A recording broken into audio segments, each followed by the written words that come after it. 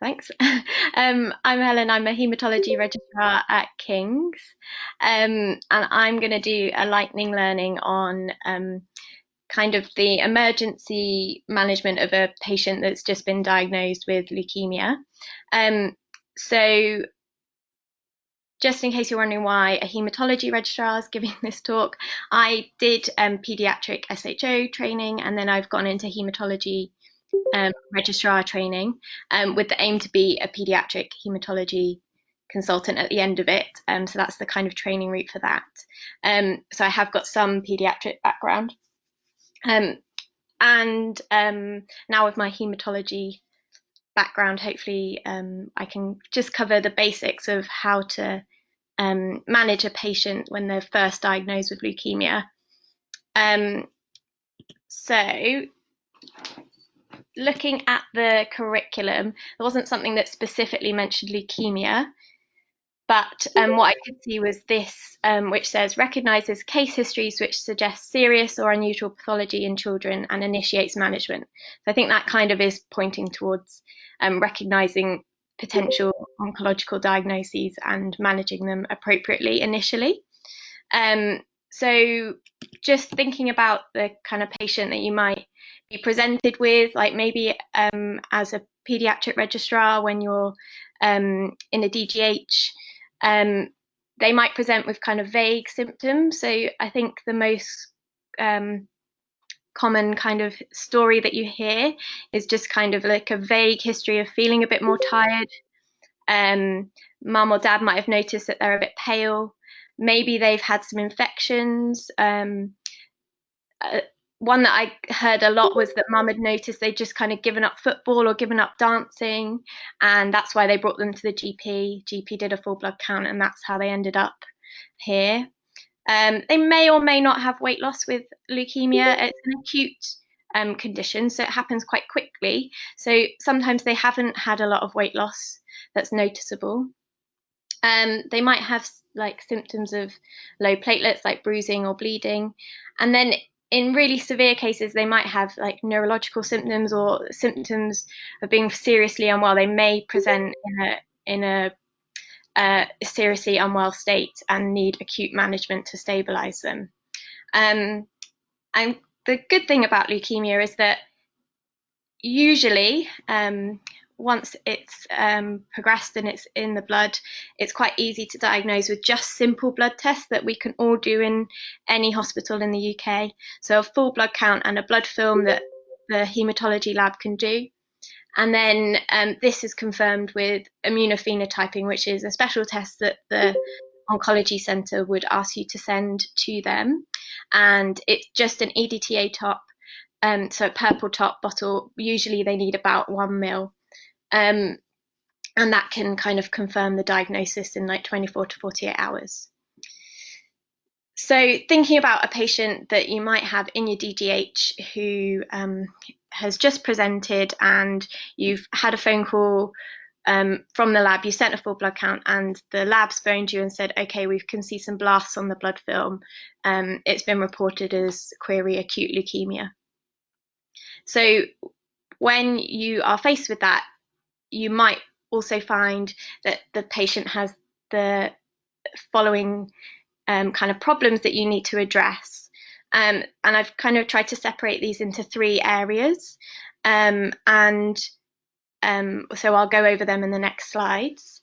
And I just thought I'd also show you here a little picture of what leukemia looks like, because it helps me to understand about the complications that you might see. So this is a blood film. Hopefully you can all see that. And hopefully you can see my arrow here, but these are the red blood cells. So take my word for it, they're all quite far apart from each other, and that's not normal. So you might see anemia because these big cells, these are the leukemia blasts, and they are big and they kind of take over and they infiltrate the bone marrow, infiltrate spleen and other things. And you can see that they're big and they're stuck together here and they're pushing the other cells out of the way. And that kind of helps me remember the complications you might see when they first present. For comparison, this is like a normal lymphocyte. Hopefully you can all see my arrow there. And so they're much bigger, and they just look like angry, horrible cells pushing everything else out of the way. So the first kind of category that I've put the complications that you might see is bone marrow and reticular endothelial system infiltration. So they almost certainly will present with some level of anemia. But the important thing to do in a new leukemia patient is to give them a blood transfusion, but to do it cautiously. So if you remember that blood film, the blast cells are big and they're sticky, so they can really clog up your blood vessels and make the blood flow sluggish. And if you then give them a lot of blood transfusion, that can worsen that kind of what we call leukostasis and make them more prone to thrombosis or strokes or things like that. I'll cover that a bit more detail later on. So definitely they'll need transfusions, especially if their hemoglobin's less than 70 or if they're symptomatic of their anemia, but do it cautiously. The next thing you'll probably see is some form of neutropenia, which predisposes them to severe infection. So if there's any worry about infection, so definitely if they've got a fever, but even if they're just unwell and you're then there's any suggestion that they might have an infection, I would just immediately start broad spectrum antibiotics, and your local centre will have its own protocol for this. But if you're in South London and your oncology centre is the Royal Marsden, then that's usually Taz and Gent. And then take blood cultures, urine cultures, throat swabs, everything. And this is a patient that might present with like neutropenic sepsis. They could be really unwell when they present. The next thing that you might see is, or you probably will see, is thrombocytopenia. So they may need a platelet transfusion. It's less worrying with a platelet transfusion because platelets are a lot smaller. So you can give these a bit more liberally, but again, feel free to discuss with your oncology centre before you do it. And then the clotting profile might be abnormal. So this can be abnormal due to the type of leukemia. So there's a really rare type called APML, which is a subtype of AML, and that actually affects your clotting factors. But it could also just be abnormal if they're very unwell, for example, with sepsis. So check it and then correct it if required, especially if they're bleeding. And then you might also see lymphadenopathy, splenomegaly, that kind of thing, because these leukemic blasts are infiltrating. And the one that you worry about is mediastinal lymphadenopathy, and you might see a mediastinal mass on a chest x-ray. And if you do, and there's any suggestion that it could be compromising the airway, you just need to get anaesthetics involved early and probably try and get this patient transferred to a paediatric intensive care setting.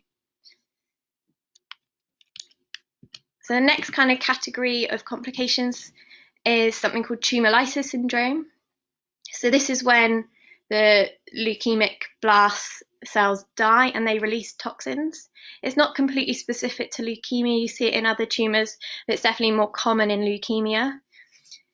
And when you are discussing this patient with the oncology centre, they'll say to send some tumor lysis bloods, and that's the potassium, so usinase, phosphate, uric acid.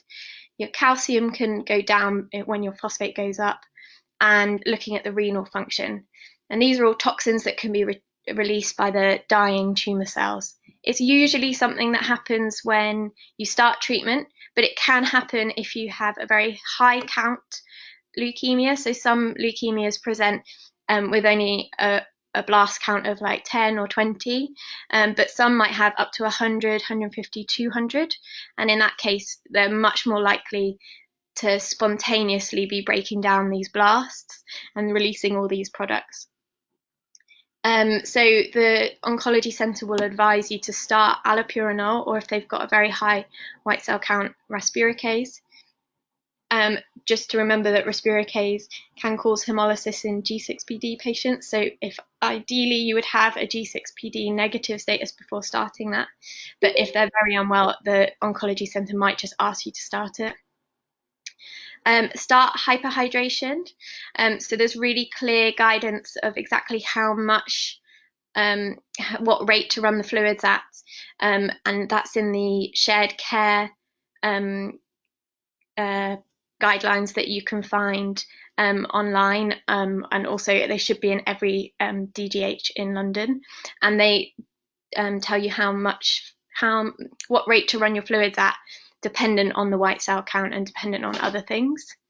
But the most important thing to remember is don't put potassium in those fluids. If they have high potassium, you need to treat it normal way, like salbutamol, insulin dextrose. If they've got high phosphate, you need to treat it. That might just be IV fluids to start with, but it might involve phosphate binders.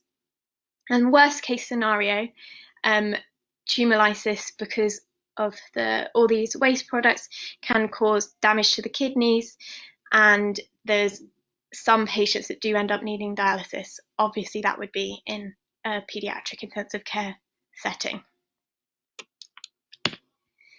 And then just the last kind of emergency complication I thought is useful just to know about, is if they present with a really high blast count or white cell count, it's usually above 50, you need to worry about this leukostasis. So this is when the blast cells are big and they're sticky, and they result in kind of sluggish blood flow and can result in stroke, can cause heart failure, can cause acute pulmonary edema. So these patients could present really unwell to their local hospital.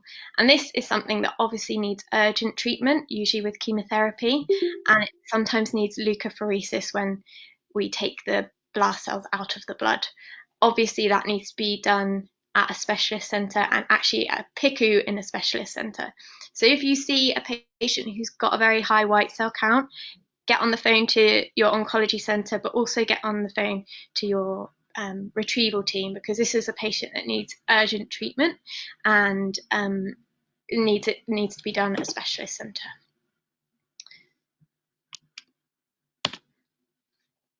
So just to kind of summarise those three kind of areas of complications you might see in a new patient. So you might see the result of infiltration, so pancytopenia. So do a full blood count and a chest x-ray, give blood transfusions cautiously, think about infections early, stop any bleeding with platelets or correcting their clotting profile. If there's a mediastinal mass on the chest x-ray, call anaesthetics.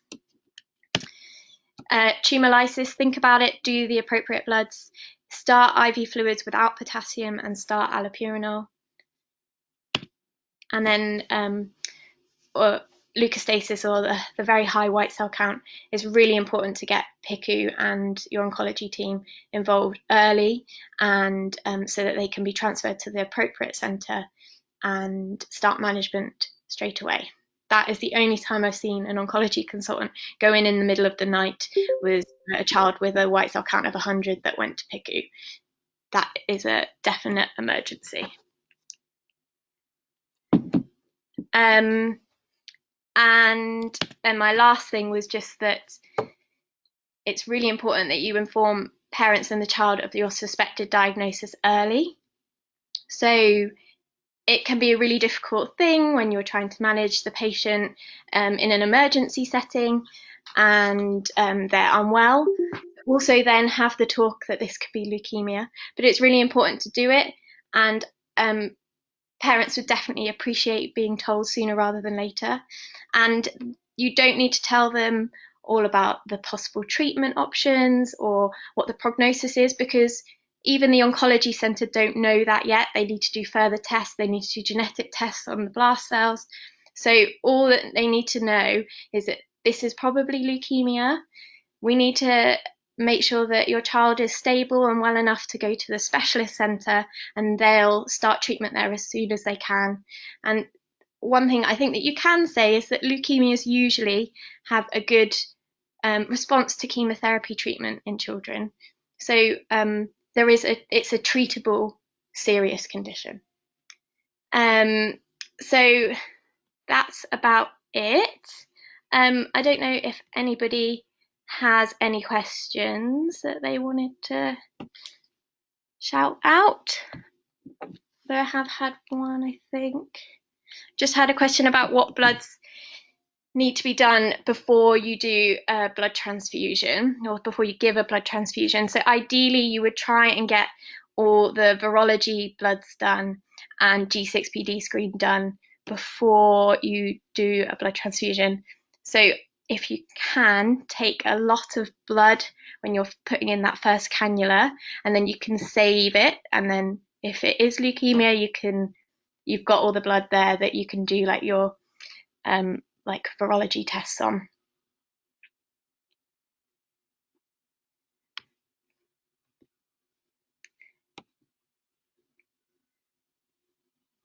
Okay. Well, if anybody has got any other questions, then more than happy for you guys to email me, or and I'll put my email in the chat. And I think it's been recorded, so you can obviously watch it back. Yeah, I think that's it. Oh, and apparently there's a survey monkey for feedback, so if everyone could do that, that would be great. All right, thanks everyone for listening.